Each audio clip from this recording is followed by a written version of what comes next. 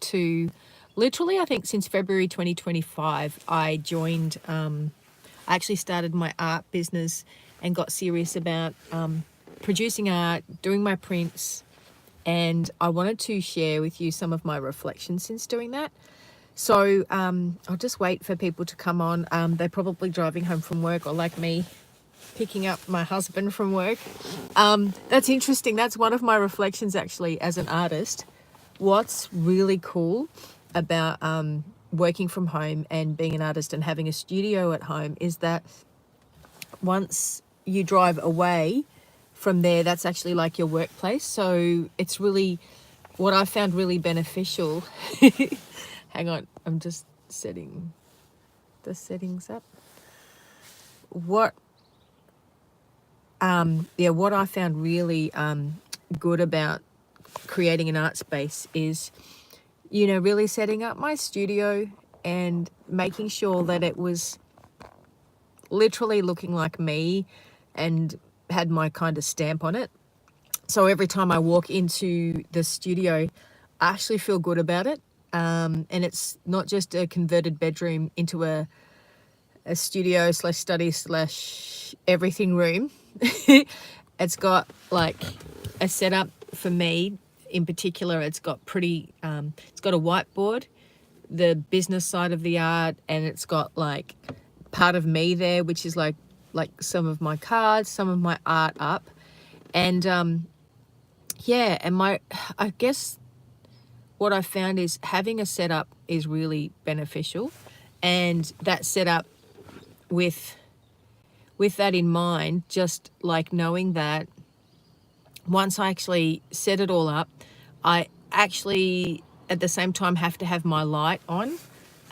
So I'm just going to bear with me one tick. Hi guys. How do I turn it around? Hi guys. How do I turn it around?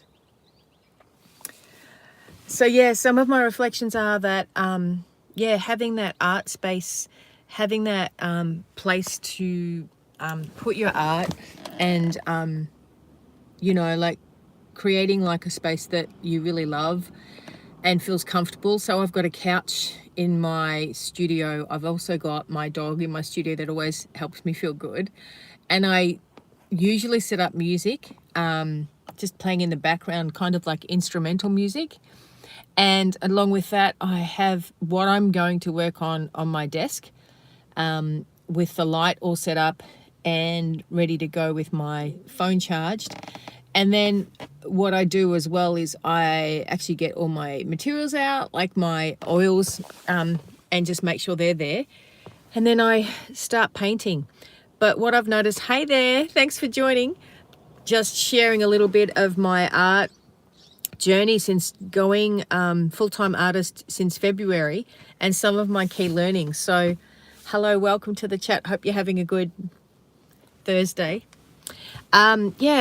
I think one of the first things I noticed was as soon as I set up my studio, I love the feeling of having it all ready to go.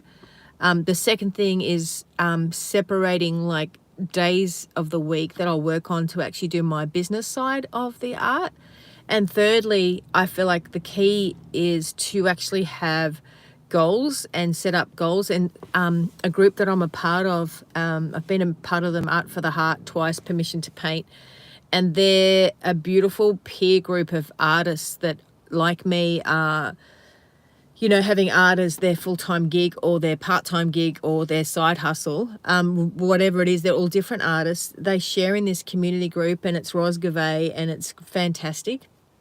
And I really love the support within that group, because kind of like there's posts that come in that are really good, like what's your Monday accountability goal for this week. So it helps you not just float freely and just have some goal setting, as well as that sharing posts that need a little love. Like I love the Art for Heart group.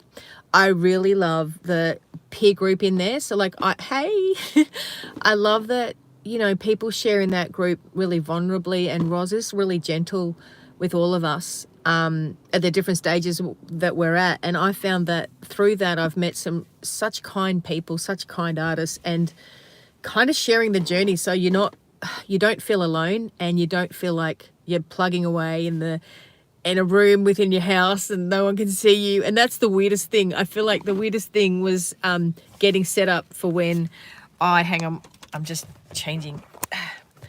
Sorry guys, I'm just changing the address. Hey honey, can you drive? I'm just doing a live. Hey, thank you. Hello. Hey guys. Yeah, just what I found, it can be lonely. And so I felt joining the Art for the Heart subscription. Sorry about that, just doing a transition here. It really made me meet fellow artists like me that were looking for that community, but also that accountability, and not just like goal-centered, but being a place to share vulnerably how we're doing, and actually, be part of a community that is doing art. Sorry about that. And yeah, it felt really good to be part of that community. Before I left overseas with my husband here, and I just felt like it really helped me set up my mind, but also my heart for success. So those women in that group are just so encouraging. Like, I literally feel that I kind of wouldn't be doing the goal setting that I am and kicking goals, like getting past some of the stuff that gets in my mindset that's not helpful. I don't think I would have got there without Roscoe Bay and the community. So I just feel like that's great. The other thing I've learned since February and going full time is that just to take those action steps that Ros and others in my life have challenged me on. Some of them are artists, actually most of them are artists that are challenging me, but I've also got friends that aren't in the art space, but they're kind of hobby photographers that are really, I don't know, like encouraging me too. So I'd love to know, hey Larika, thanks for watching. This is my second post. The first time I did a YouTube live, there was no one there because you meant to announce it, and I forget to announce it, so sorry. But I'd love to know what you've learned since going full-time in art or part-time, and love to know it in the chat, because I'm learning so much from others in the group. But personally, I think since February 2025, I'm calculating it since then, because I actually registered